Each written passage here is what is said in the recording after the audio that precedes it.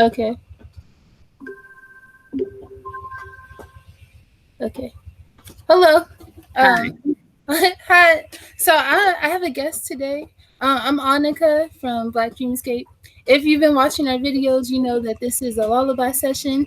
Specifically, it's June, so these are Black Rest Thought Pathways, and I'm here with Joy, um, personally a mentor of mine and someone that is very near and dear to my heart. Would you mind introducing yourself? Hi, I'm Joy Kimmett, and I am currently a poet, a mother, uh, not so much a troublemaker at this moment, an alchemist, a healer, a chicken tender, not the kind you eat, but the kind that keeps chickens, and and a grower. Yeah. Yeah, that was very accurate bio.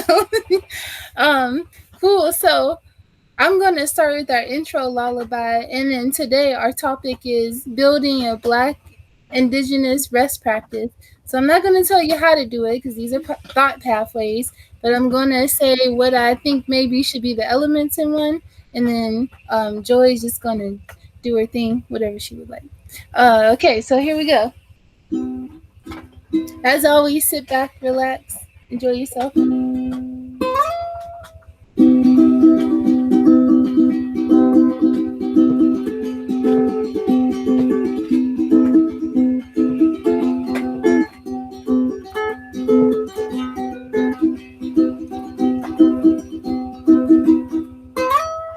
All this beauty, all this sound, nowhere to go but down. Cool. So here we are. That's so pretty. Oh, thank you. I was about to fuck you ukulele me to sleep. Right? That's Yeah, so it's fucking the sweet. best sleep instrument. um. Okay, so building a Black Indigenous rest practice. Joy, do you have any initial thoughts about that? Like what that might mean, or what you take that as? Um, well, I think that you can't separate blackness or indigenousness from the context in which um, we black folks and native folks exist. And I think speaking from my perspective as a black woman, it is so the antithesis of everything that um, we have been taught is important for us, that it it it, it can almost seem shameful to center rest and to center rest as um necessary for you. I mean, and that's it is it's like societal wide.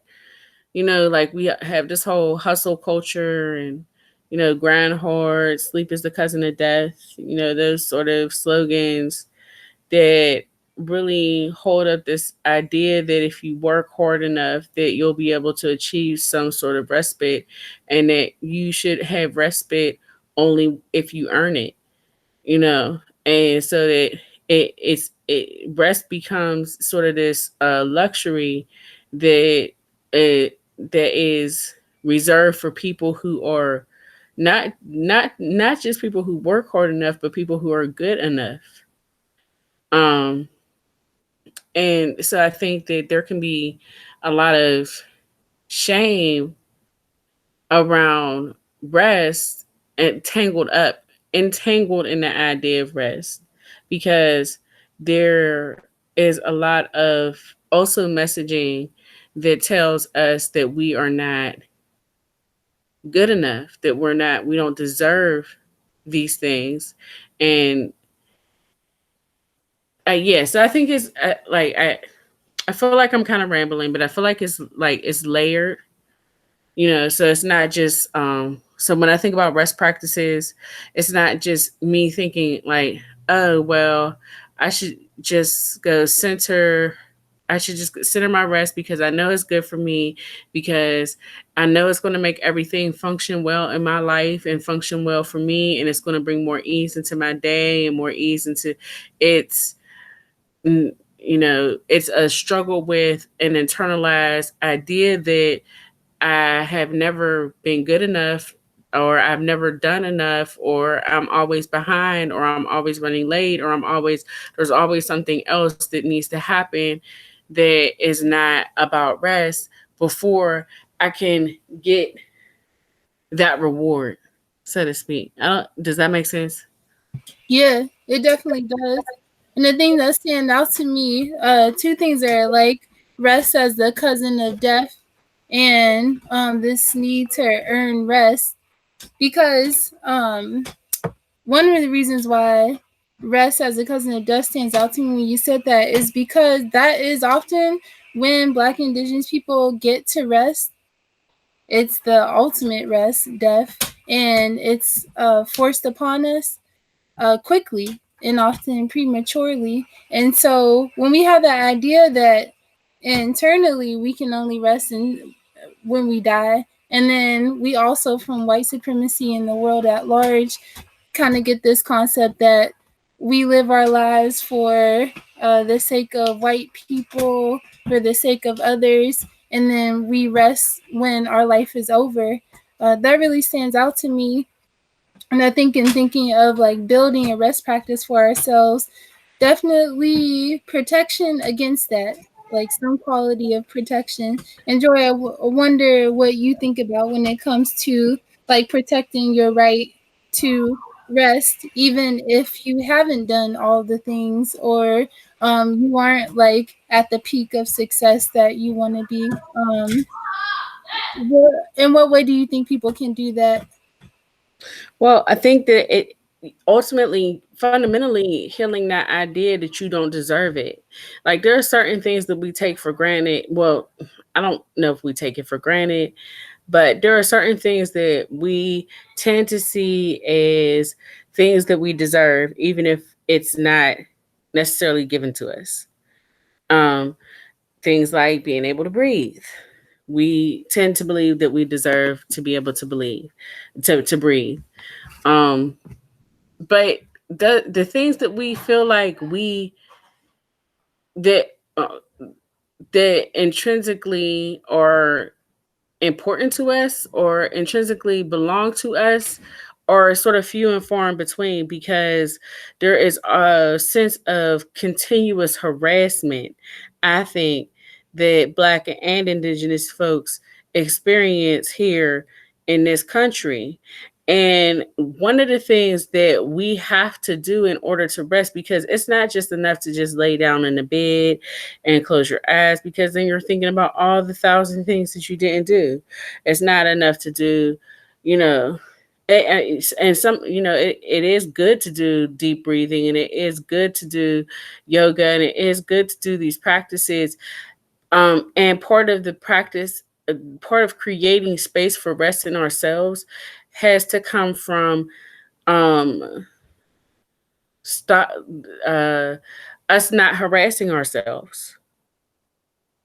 Because what happens is, if we might be done running for the day and our bodies are done running, but our minds are still running. Our minds still continue to run from the harassment of not being good enough, or of not having done enough, or of not getting ahead enough.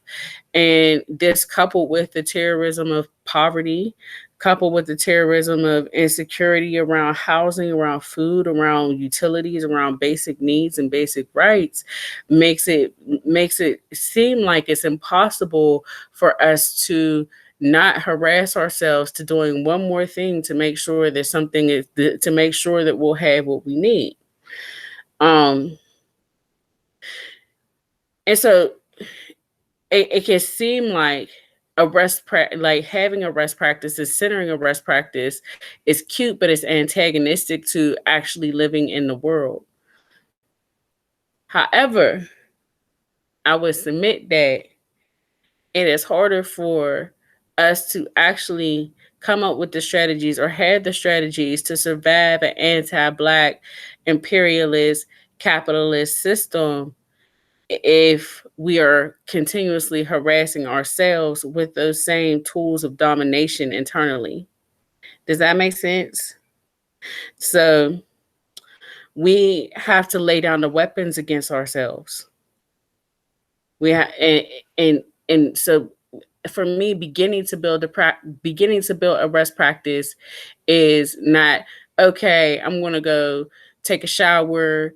I'm gonna do yoga, and I'm gonna get 8 hours of sleep, and then I'm gonna be leisurely all day, and I'm not gonna do shit.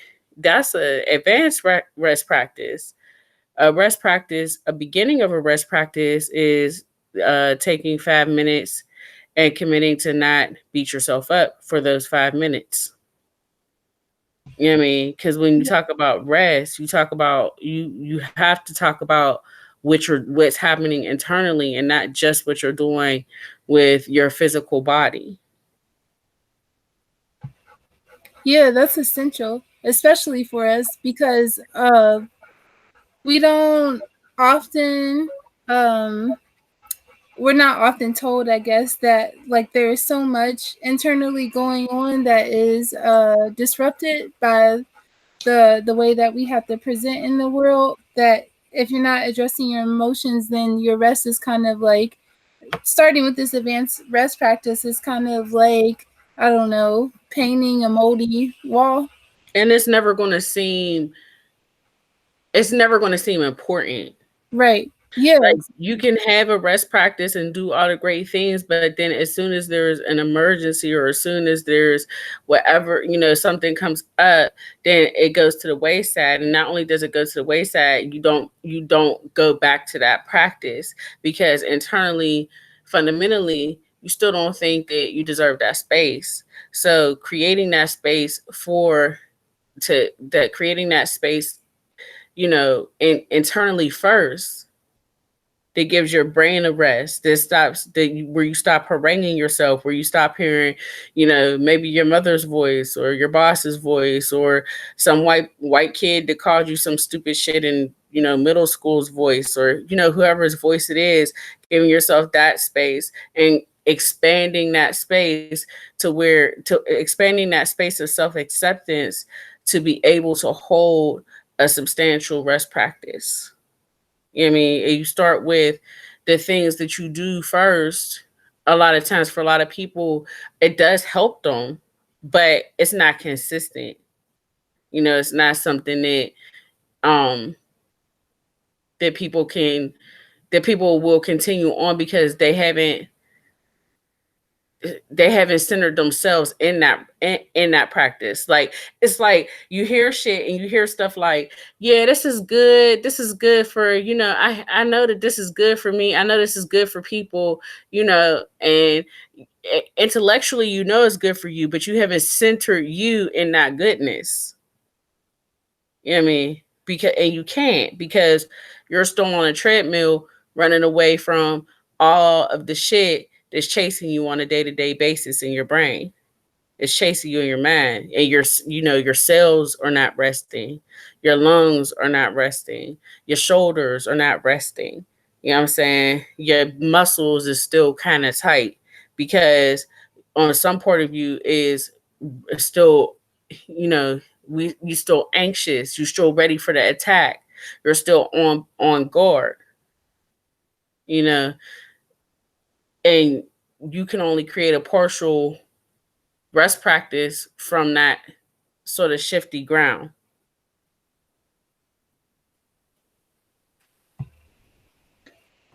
Thank you for that.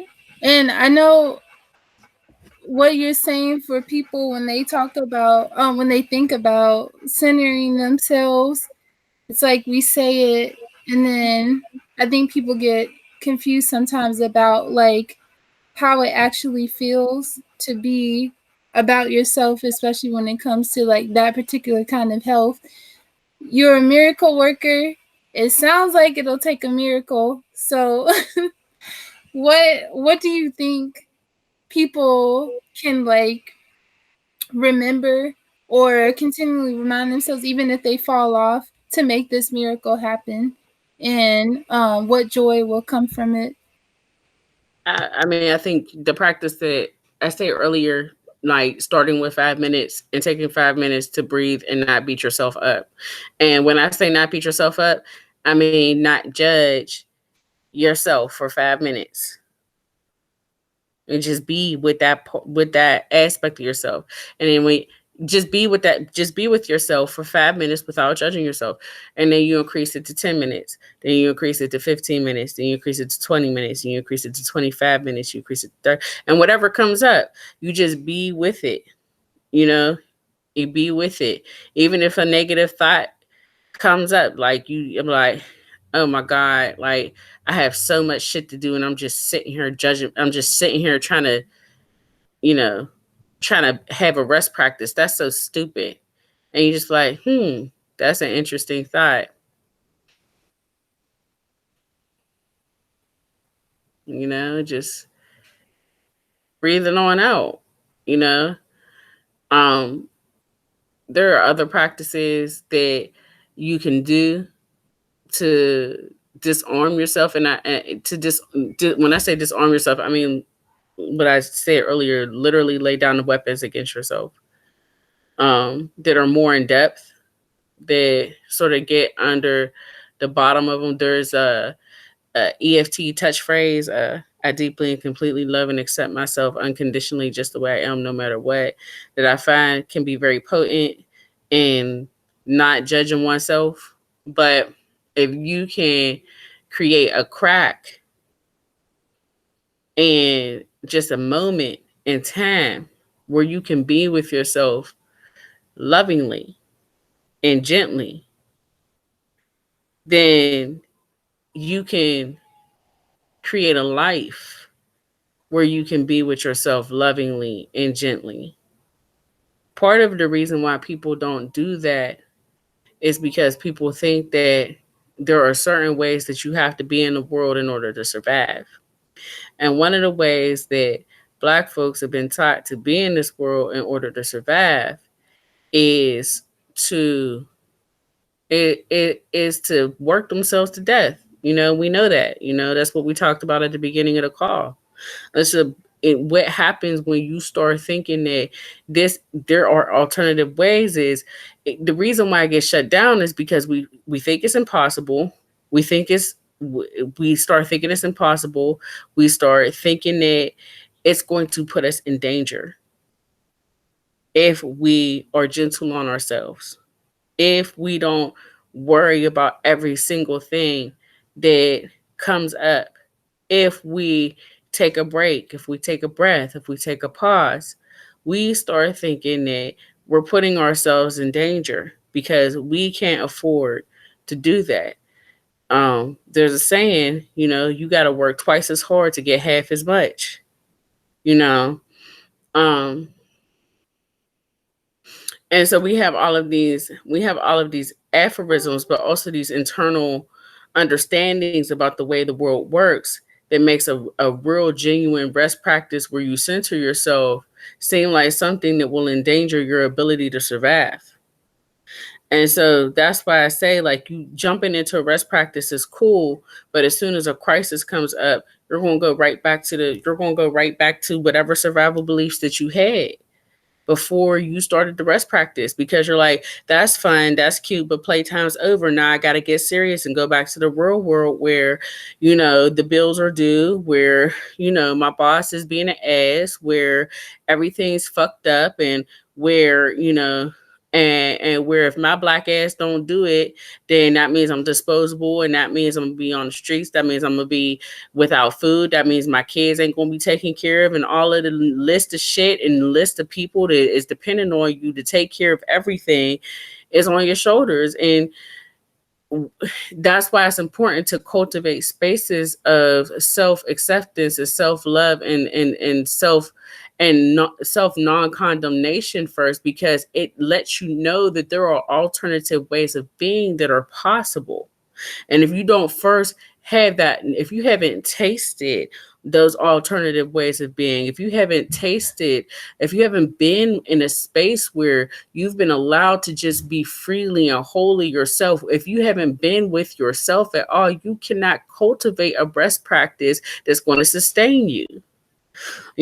Because really what we're talking about here is having faith as something greater than the capitalistic, imperialistic, violent, anti-black system. When you invest in that space for yourself, and then you begin to cultivate a rest practice, what you're saying is fuck capitalism, fuck imperialism, fuck white supremacy, fuck all of that shit. I'm gonna take me a goddamn nap.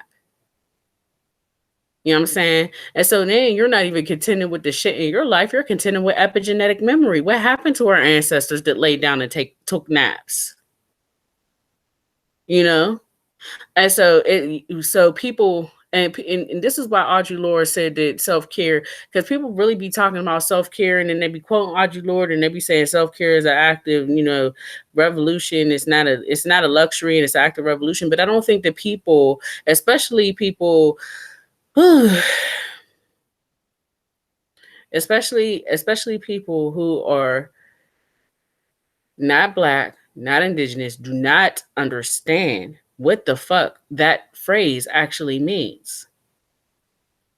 Because if your people have been driven, I'm not I'm, I don't I'm not going to say not no non-black, non-indigenous folks understand that, because there's been violence all over the world, you know. And I'm not going to sit up here and presume to know what everybody's struggle has been, or what every people's struggle has been, or that there haven't been, you know, I'm not going to pretend that. But I don't think people understand what the fuck that phrase means,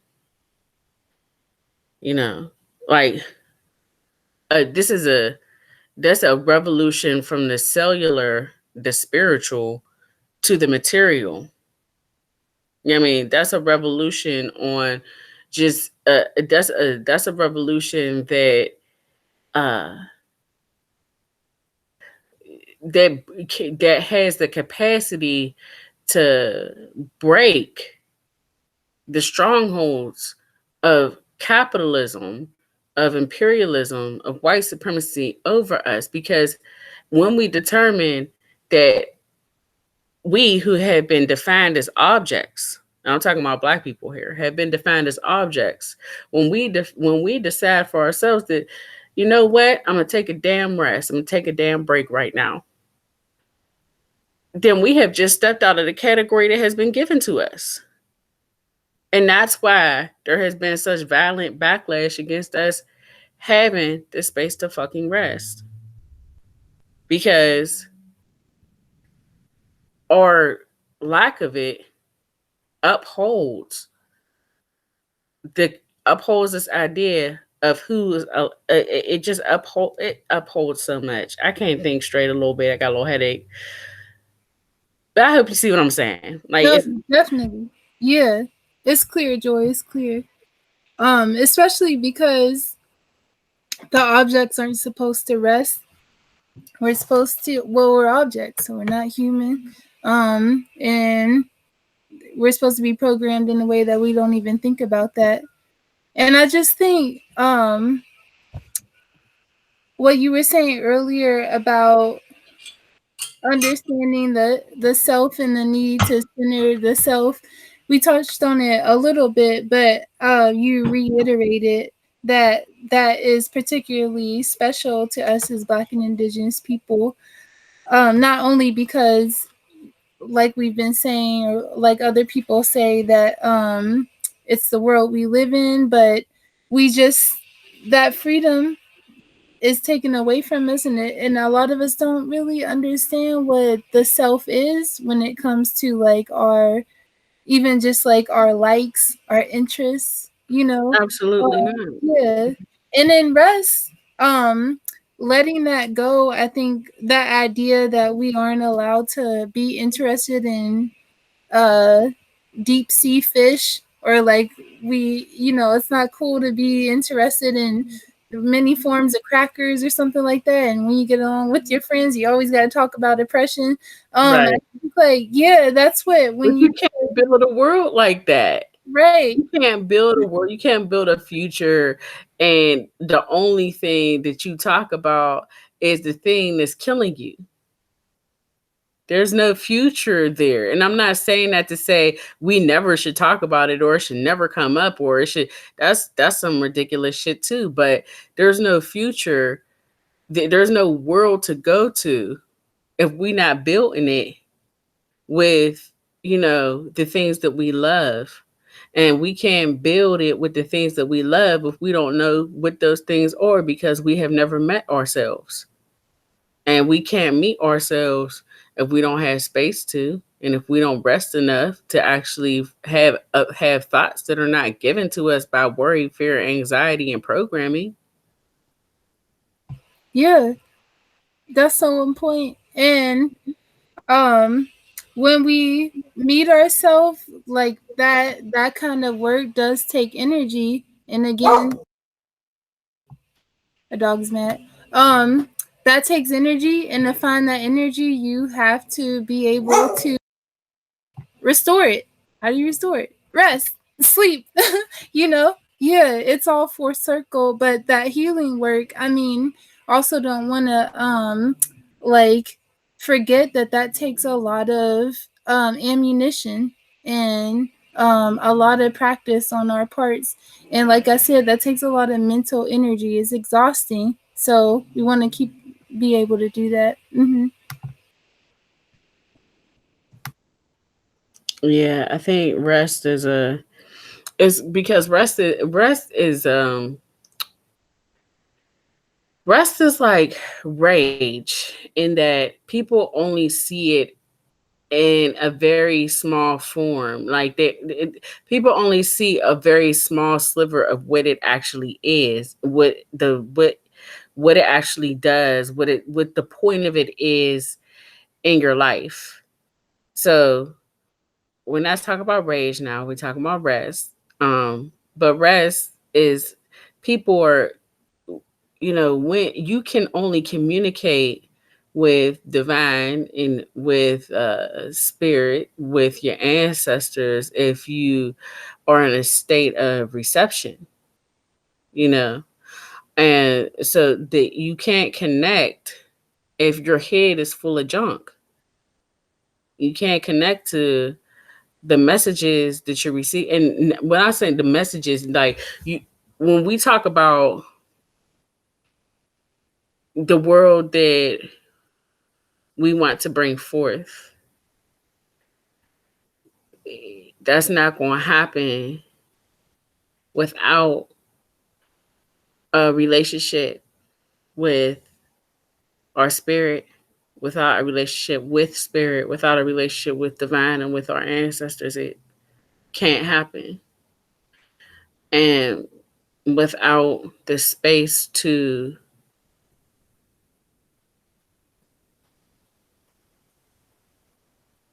engage in reciprocal relationship outside of Western paradigm, then everything that we do will of necessity benefit the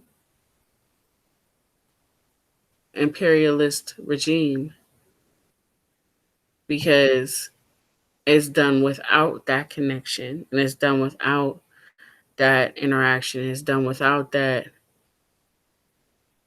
support and power that is available to us when we begin to allow ourselves to step into that. You can't step into it from an intellectual understanding. True, you can't. Mm-mm. Yeah, there's the basis of knowing, like we're talking about, knowing how to build the rest practice. But really when you do it, it's so emotionally tied, and like you said, human connection tied, that it goes beyond words, is what I find. Like we can talk about it and we need to, but in practice, in real life, words aren't enough. Especially when we're talking about dissolving the kind of suffering we've been through. It's Mm-hmm. just, it's more feeling, touching, the senses. Yeah, yeah. Mm-hmm. And it's waiting for it's available to all of us, and this source of power that the spirit of this system does not want us, or the anti-spirit of this system does not want us to engage in, because it is the same power that Harriet Tubman had when she said, "My people are free," and she fall asleep anywhere. She had a head injury, you know, but that head injury caused her to fall asleep anywhere, and then she fall asleep, and she never was caught, and she dreamed of safe houses, and that's where she knew where to go. That's how she knew where to go, through her dreams. So you know, there's a power in being able to claim that sovereign space that is an internal space that allows us to make lasting transformational shifts in quote unquote reality. you know but because we've been taught that the only way to change things or to make things different is through throwing our entire lives and bodies at this thing, then we only had that one strategy available to us. And the only successful Black revolution that was fought in this hemisphere was in Haiti. And we all know, who know, that that could not come about without a deep connection to spirit, the spirit and political, and being able to converse and take messages and be receptive to the messages of spirit are deeply connected uh, to our ability to make shifts and transformation in the quote unquote real world. Mm-hmm. Yeah. And like we kind of like to sum it all up, we've been saying when you build this rest practice after um letting go of these ideas that we all or most of us hold true, when you center yourself, and then when you also just take the time and go slow in building whatever rest practices catered to you, then that's where you meet spirit. That's where you get your messages. And that's where you do the feeling. And that's the place. That's the place. I don't know if I there's any other places to go for that. Mm-hmm. A little bit of rest is worth so much physical action. You know what I'm saying? Like so much, like it's like a little bit goes such a long way. So even if people can't build out these, or don't feel able to at this moment to build out these really grand, elaborate rest practices, or don't feel like they have the space to, you know, just like even a little bit of oxygen will go a long way. A little bit of rest will go a long way. A little bit of space. Mm-hmm. Definitely. Thank you, Joy. Um, I think that's a good point to say good night, y'all. Time to go to sleep for real. um, yeah, thank you for this and working through the headache and being present with me. I really appreciate it. If you'll allow me to sing you another little lullaby. Yes, I would love that. I'm gonna lay down for this lullaby. Yes. Does your bear have a name? Not yet. Oh, okay. Mm-hmm.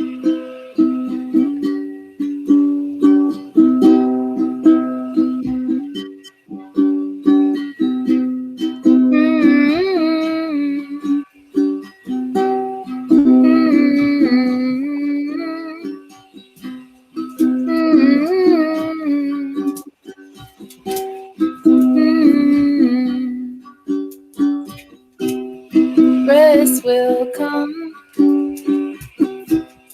Rest will come. Rest will come.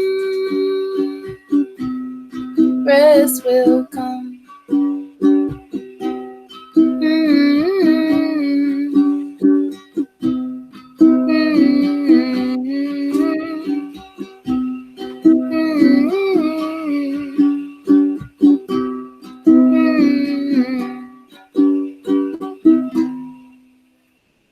Hey, Michael. Hi. Hey, cool. Thank you, Joy. Good to Thank see you, you back Onika. there. Good to see you, Joy. I'm just popping in and out. I was Oh, just looking sweet. at my phone. Sweet dreams, Joy. Thanks, Onika. I'll talk to you soon. Thank you. Bye. Bye. Thanks for joining, y'all. Peace.